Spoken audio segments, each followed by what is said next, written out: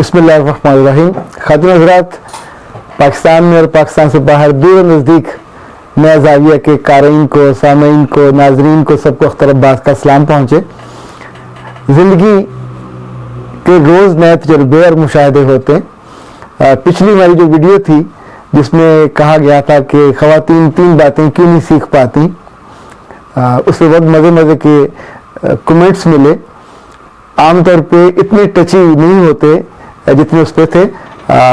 सबा मलिक साहबा ने और तलत हुमा ने तो ख़ास तौर पे कहा कि आपने इस वक्त ज़्यादती की। अच्छा देखिए, मैं पार्टी नहीं हूँ, एक बात तो ये याद रखिएगा। जब आप अपने बेटों को और बेटियों को समझाते हैं या अपने दोस्तों से बात करते हैं तो आप उसमें मर्द बन के बात नहीं कर रहे होते। जैसे उस्ताद है, जब उस्ताद पढ़ा रहा होता है तो उसका नुक्ता निगाह बड़ा होता है, बड़े एंगल के साथ बात कर रहे होते हैं। बच्चियों का मसला ऑलमोस्ट हर जगह एक सा है, वो मुल्क के अंदर हो, वो मुल्क से बाहर हो। मैं दिलचस्प बात आपसे शेयर करूँ। एक बच्ची ने जो पंजाब यूनिवर्सिटी से पढ़ी हुई है, मास्टर्स किया, एमफिल किया, और अपने घर में उसे जिन दिक्कतों का सामना है उसने उससे पहले उसका इजहार नहीं किया। उसने कहा कि सर, मैं अपने घर में शहजादी थी, मेरा बाप उस घर का बादशाह था और मेरे वो लाड उठाता था। उस घर में मेरा अपना कमरा था, खाना मुझसे पूछ के मुझे दिया जाता था। सुबह नाश्ते में मेरी मर्जी मुझसे पूछी जाती थी, मैंने क्या पढ़ना है क्या नहीं पढ़ना। इवन टीवी देखने से पहले मुझसे पूछा जाता था कौन सा ड्रामा तुम्हारा, तो रिमोट मुझे दे दिया जाता था। फिर 15-16 साल गुजर गए। जब मैं उस घर आई जिसको मेरा घर कहा जाता है तो वहां तो मैं शहजादी नहीं हूँ, वहां तो कोई मेरे लाड नहीं उठाता, वहां तो कोई मेरी मर्जी नहीं पूछता, मुझे सबकी मर्जी लेके चलनी होती है। और उसने अपनी नाखुशी का इतना इजहार किया, लग रहा था कि उसकी किताबी जिंदगी का हर वर्क नाखुशी से, बल्कि नाखुशी के पानी से निचड़ा हुआ था बिल्कुल। तो फिर मैंने उससे कहा कि बेटा, आप यूनिवर्सिटी में पढ़े हो और आप खूब किताबें पढ़ते थे, आप लिखते भी थे, लाइब्रेरी भी जाते थे। जब आप कभी कभी हॉस्टल जाके अपने दोस्तों के साथ रहते थे तो आपने क्या देखा? उसने कहा कि वो मुख्तलिफ गांव से आई होती थी, कंट्री साइड से आई होती थी, लोधरा से, मियाँ चन्नू से, अटक से, बट वहां आके उन्होंने पूरा घर का सा माहौल बनाया हुआ था। वो पेंडी लड़कियां आके उन्होंने ओढ़ना भी सीखा, पहनना भी सीखा, खाना भी सीखा, मैनर्स भी सीखे, इवन दोस्तियां बनानी भी सीखी। और जब वो फारग होके गई 2-2, 4-4 साल के बाद, तो उनकी 8-8, 10-10 दोस्तें थी जो जिंदगी भर के लिए उनके साथ थी। अगली बात मैंने उनसे ये पूछी कि जब आप यूनिवर्सिटी जाते थे ओल्ड कैंपस में जहाँ आपकी क्लासें लगती थी, सारी रात आप पढ़ाई की, खूब किताबें पढ़ी, जब याद करके लिखने का वक्त आता था तो क्या लिखने के बाद आप मार्क्स भी खुद दे लेते थे? उसने कहा नहीं, ये तो बहुत बेवकूफ़ी की बात थी, मार्क्स तो टीचर ने देने हैं, जो एग्जामिनर है उसने देने। तो मैंने उससे फिर यही बात कही कि देखिए, जिंदगी कई 15-16 साल हैं, वहां भी आपको एक महदूद वक्त के लिए होती है जिसमें आज़ादी होती है। बाकी जब आप टेस्ट देते हैं तो उसका मुमतहिन कोई दूसरा होता है, आपने उसकी निगाहों में उठना होता है, उसको खुश करना होता है, जो वो एक्सपेक्ट कर रहा है आपसे उसको पूरा करना होता है। ये कंपटीशन नहीं है, दिस इज लाइफ, इसके बिना चल ही नहीं सकती। आप खुद से मार्किंग नहीं कर सकते।